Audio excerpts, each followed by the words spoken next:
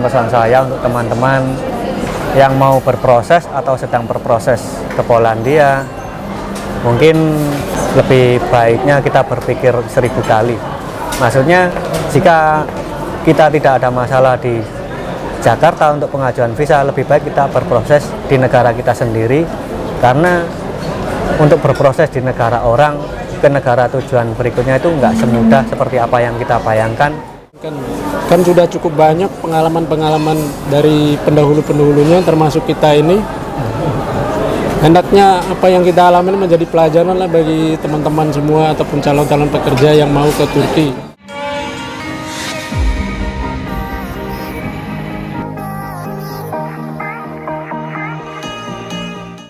Assalamualaikum warahmatullahi wabarakatuh. Ketemu kembali dengan TST. Di kesempatan kali ini, di video kali ini, TST bertemu dengan dua pemuda yang berasal dari Indonesia tentunya, dan mereka ingin berbagi cerita atau sharing dengan kita semuanya. Seperti apa sih pengalaman-pengalaman mereka berada di sini, dan satu hal yang membuat TST senang itu ternyata mereka memfollow TST itu dari mereka sebelum berangkat ke Turki. Dan semoga saja TST bisa lebih banyak mengedukasi atau memberikan informasi kepada kalian semuanya, dan semoga tentunya bermanfaat. Untuk kalian yang baru saja mampir di channelnya TST, tentunya mau subscribe, like, komen, juga bantu share tentang informasi ini agar TST bisa lebih banyak lagi memberikan informasi penting, informasi yang bermanfaat untuk kalian semuanya, tentunya khususnya untuk tenaga kerja Indonesia.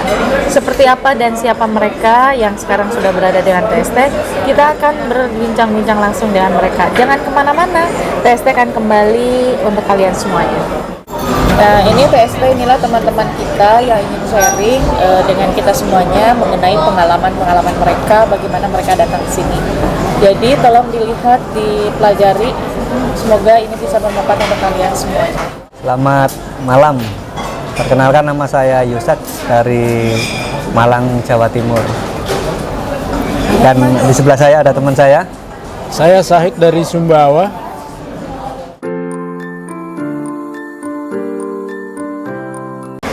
Kalau saya pertama lihat channelnya Teteh itu sebelum saya berangkat ke sini, saya sudah lihat-lihat dulu. Dan kenapa saya bisa sampai ke sini itu ya, mungkin banyaklah teman-teman di luar sana yang mungkin sama seperti saya, tujuannya di sini apa dan mau kemana. Itu awal mula kita mau mengadu nasib lah, istilahnya gitu ya Teh. Tujuan awal kita itu maunya ke Polandia, berhubung karena ada PPKM, terus penutupan embassy di Jakarta, kita dapat arahan proses di Turki. Memang kita nggak terpaksa juga sih di sini. Kita itu semuanya terpulang sama kita sih, ada pilihan dari kita. Kalau mau berangkat ya silakan, kalau enggak ya nggak apa-apa. Ceritanya ya sama seperti Mas Yusak, soalnya kita dari satu sponsor, ya kurang lebih seperti itu ceritanya.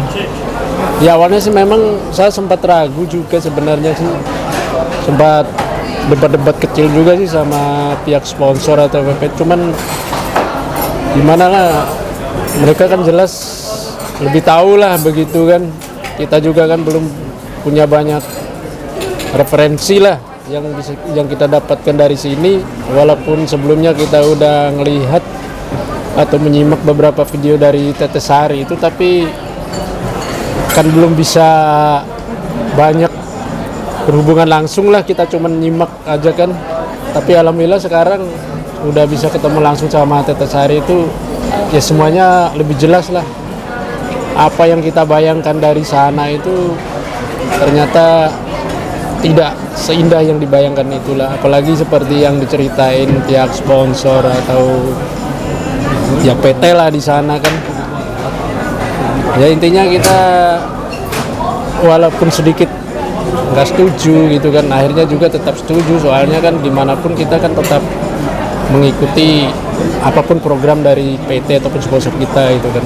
Ntar kalau kita nggak nurut kan bisa-bisa kitanya kan dibilang apalah gitu, nggak nurut sama ini, nggak bisa gimana mau menuntaskan prosesnya kalau apa Nggak yang ikut diarahkan, arahan nggak gitu kita ya. ikuti.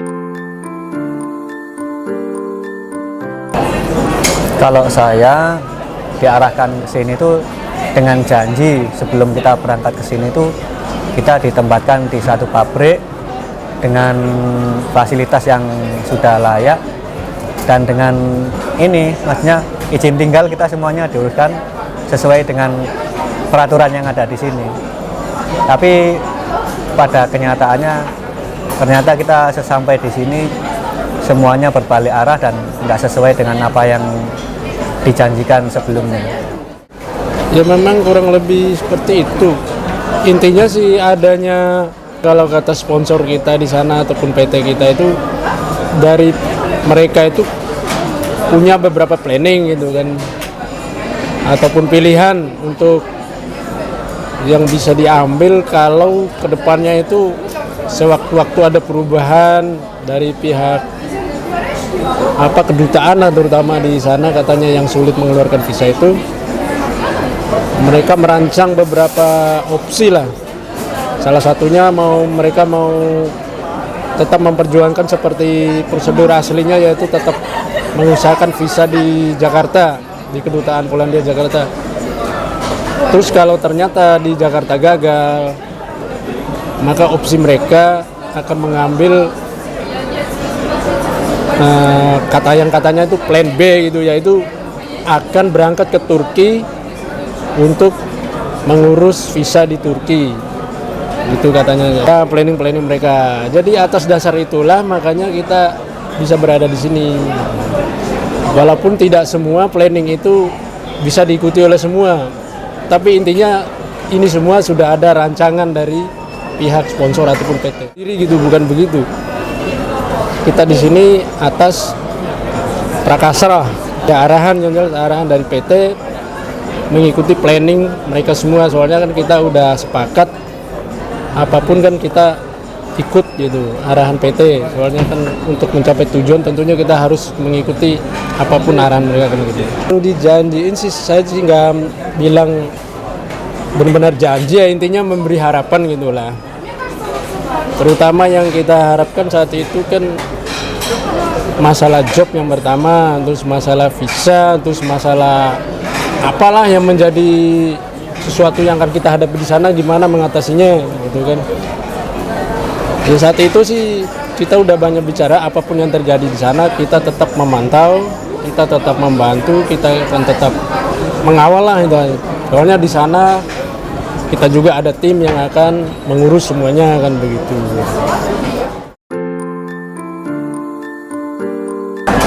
Kalau dari PT kita pribadi sih ya baru kita ini.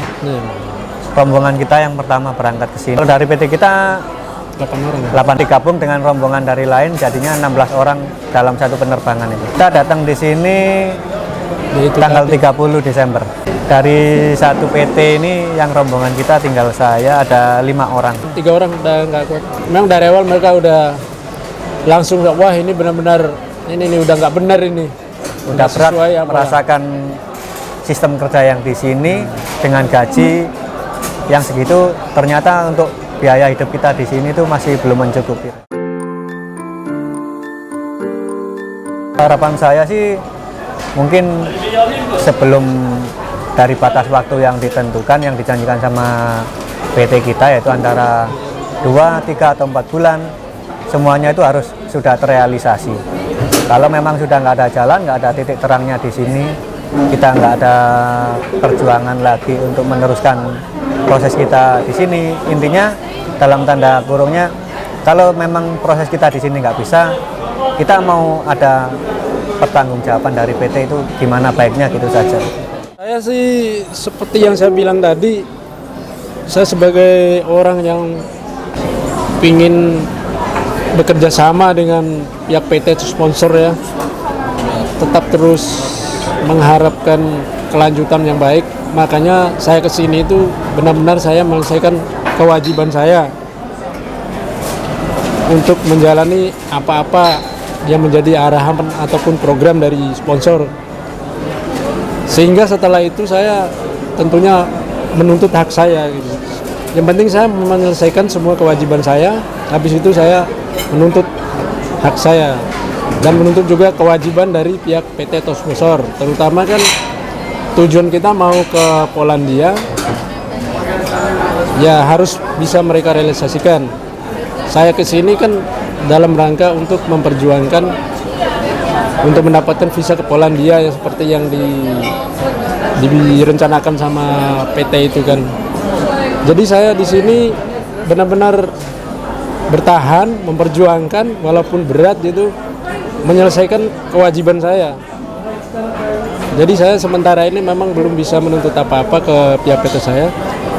Yang penting saya menyelesaikan kewajiban saya yang seperti mereka planningkan itu kan sekitar 2 bulan, 3 bulan, ataupun 4 bulan. Intinya kurang lebih 3 bulan gitu kita udah bisa mendapatkan visa. Jadi setelah 3 bulan kita di sini, insya Allah saya akan mempertanyakan kembali itu kewajiban mereka terhadap kita. Jadi selama kita di sini sampai di sini itu kita kerja teh. Terus terang kita kerja, cari job sendiri, bayar job sendiri, dengan mengurus biaya ikamet itu kita berusaha sendiri. Sebelum visa kita habis, kita berusaha berjuang gimana sih caranya biar kita itu safe di sini, aman di sini. Dari uang pribadi kita sendiri, fasilitas dan tempat kerja yang sudah dijanjikan. Tapi pada kenyataannya sesampai kita di sini, kita nggak sampai di tempat yang dijanjikan, dan dengan mes yang dijanjikan, dengan izin tinggal kita semuanya pokoknya nggak ada yang ini yang nggak sesuai. Kita kerja serabutan, kadang ya kalau kerjaan ada rame kita kerja full, kalau enggak kerjaan berkurang ya kita nganggur. Kita cari sendiri, kita bayar job nominalnya kalau bisa saya sebutin itu 1.000 lira untuk bayar job kita cari kerja itu. Dengan gajinya ya standar lah, sesuai dengan yang sama teman-teman kerja di sini, hampir sama kurang lebih. Itu pun untuk mes dan biaya listrik kita bayar sendiri. Katanya dulu disiapin, meskipun sistemnya berbayar, itu memang berbayar, cuman fasilitas mes itu sudah nggak sesuai dengan apa yang kita bayangkan sebelumnya. Artinya nggak ada yang mengurus kita di sini. Di sana kan sesuai apa yang diomongkan antara kita sama pihak PT yang di sana kan katanya udah ada yang ngurus, sudah disediakan tempat, sudah disediakan job. Paling-paling kita cuman membayar mes untuk bulanan aja, tapi nggak seberapa katanya. Nyatanya di sini kita uang gaji kita itu habis buat bayar job sama bayar mes sama listrik. Kalau mesnya kita bayarnya 350 per orang, dan untuk listriknya kita habisnya kadang nggak tentu teh, lihat pemakaiannya. Dan kemarin itu gitu, sebelum kita habis kerja, sudah nggak ada kerja, itu terlalu banyak, yaitu 500, untungnya 500. Iya. Kita juga tetap mempertanyakan bagaimana kita di sananya. Ya jawaban mereka ya seperti tadi, sudah ada tim lah, sudah ada agen lah yang di sana yang pokoknya untuk meneruskan. Nih, tapi yang pada kenyataannya kita nggak pernah ketemu sama tim atau agensi kita yang di sini tuh yang mana wajahnya. Kita juga sampai detik ini selama hampir 2 bulan lebih ya, kita belum pernah ketemu dengan agen atau tim yang ada di sini. Bulan tuh 850 per orang, bukan kamar, satu ruangan. Itu jadi istilahnya penampungan lah, kayak penampungan dah. Itu bukan rumah. Kalau tempat kita itu istilahnya, kalau di tempat kita ya sudah termasuk gudang karena tempat terbuka dan alasnya itu masih tanah Pak ya. Kalau tempat kita belum lantainya aja enggak. Lantai. Terakhir kita tinggal sisa 8 orang. Kalau sebelumnya ada berapa Pak? 20-an lebih kan? 30 orang. 30 orang. Ya. Tapi kan semakin lama semakin berkurang kan, ada yang nggak betah kan tempatnya kayak gitu, yang jelas pada nggak betah. Mendekati 30.000 itu. Kita bubar, kita udah nggak kuat lagi udah. Itu memang nggak ada sih apa namanya keterbukaan tuh nggak ada, memang mungkin sudah permainannya mereka mungkin. Kita juga nggak tahu. Awalnya kan kita cuman dibilangin bayar sekian nggak akan naik. Tahu-tahunya kan di belakang naik, semakin naik, banyak naik. bebannya. Kita juga masalah bahasa ataupun gimana sih sebenarnya sini kan belum tahu juga gitu kan. Kesulitannya kita di situ, komunikasi susah karena di sini juga bahasa kita yang terkendala. Ibaratnya senior mungkin yang udah tahu pun juga itu jarang sih yang benar bisa membantu itu. Entah mereka memang benar nggak tahu atau gimana gitu.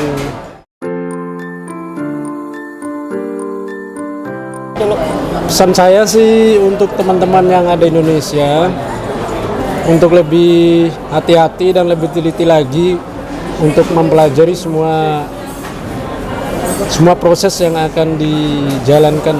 Kan sudah cukup banyak pengalaman-pengalaman dari pendahulu-pendahulunya termasuk kita ini. Hendaknya apa yang kita alami menjadi pelajaran lah bagi teman-teman semua ataupun calon-calon pekerja yang mau ke Turki. Tolong pikirkan ulang untuk mau ke Turki. Kenyataan di sini sesuai apa yang kita alami memang sungguh berat bagi kita untuk mencari kerja ataupun mencari uang di sini. Mungkin kalau untuk sekedar jalan-jalan atau menjadi turis mungkin bolehlah. Tapi kalau untuk berpikir mau cari kerja ataupun mencari visa ke Polandia atau kemanapun itu tolong dipikirkan ulang-ulang lah. Banyak-banyaklah tanya-tanya sama orang-orang yang sudah pernah ke sini gimana itu prosesnya gitu. Mungkin itulah. Kalau dari saya sendiri, pesan-pesan saya untuk teman-teman yang mau berproses atau sedang berproses ke Polandia, mungkin lebih baiknya kita berpikir 1000 kali. Maksudnya, jika kita tidak ada masalah di Jakarta untuk pengajuan visa, lebih baik kita berproses di negara kita sendiri, karena untuk berproses di negara orang ke negara tujuan berikutnya itu nggak semudah seperti apa yang kita bayangkan dan seperti apa yang kita rencanakan. Untuk yang di sini sendiri memang pada kenyataannya seperti ini. Jadi untuk teman-teman, pesan saya, jika Anda mau bepergian entah itu ke Poland atau kemana, dilihat dulu kualitas perusahaannya, penyalur tenaga kerjanya. Yang terpenting itu izin usahanya, legalitasnya itu jelas. Jadi untuk prosesnya semuanya ada rencananya, ada planningnya, dan sudah ada pembuktian bahwa itu pemberangkatan kandidat yang memang jelas dan bukan rekayasa. Mungkin itu pesan dari saya untuk teman-teman yang sedang berproses. Tambahan buat Teteh ini, terima kasih banyak karena sudah bisa berbagi dan sharing. Dan untuk teman-teman jangan lupa subscribe, like, dan komen di channelnya Teteh Sari Turki.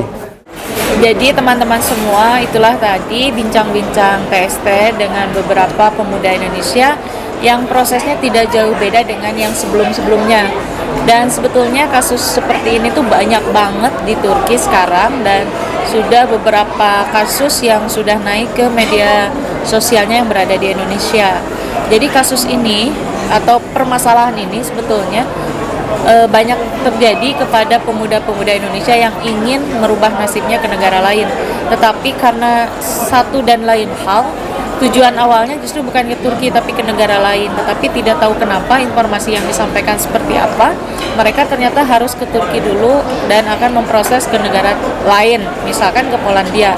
Nah untuk itu kita sendiri merasa heran kenapa harus ke Polandia, sedangkan di Indonesia itu bisa. Nah kalau kalian berangkat dengan visa kerja itu, segala sesuatunya lebih baik diproses di negara kita tentunya, karena itu akan mempermudahkan dokumen dan sebagainya. Kenapa kita harus berangkat ke Turki dulu? Selain dari biaya yang semakin besar dan prosesnya itu otomatis memakan waktu. Jadi misalkan kita mau ke Turki itu harus nunggu juga. Kemudian setelah di Turki diproses dan sebagainya juga nunggu juga. Nah selama menunggu itu, mereka itu dari mana hidupnya? Apakah ditanggung oleh agensi atau mereka mengeluarkan uang sendiri? Nah kalau mereka mengeluarkan uang sendiri, otomatis kalian harus mempunyai bekal yang cukup juga kan? Nah jadi semoga informasi yang disampaikan oleh teman-teman kami ini mendapat memberikan informasi edukasi untuk kalian semuanya. Jadi tolong dipikirkan jika ada informasi, misalkan kalian bisa ke negara lain tetapi harus lewat Turki dulu. Mungkin bisa aja, tetapi prosesnya pun tidak instan, tetap memerlukan waktu misalkan 2 atau 3 bulan. Nah selama masa penantian itu, siapa yang akan mempertanggungjawabkan kalian, melindungi kalian? Apakah agensi atau biaya sendiri? Itu harus dipertanyakan kalian ke agensinya. Jadi jangan sampai setelah kejadian di Turki kalian akhirnya luntang-lantung dan sebagainya, dan itu menjadikan pemerhati atau menjadi keprihatinan kami khususnya yang berada TKI di Turki, karena kami terus terang kami tidak bisa membantu karena kami pun bekerja di sini, dan kami sangat menyayangkan sekali karena banyak sebetulnya informasi tentang bagaimana sih cara bekerja yang legal itu ke luar negeri, karena semua pun sistemnya akan sama di negara manapun, tentunya visa kerja yang lebih utama. Jadi informasi ini semoga tentunya bermanfaat, dan tolong diambil yang baik-baiknya saja dari informasi kami ini.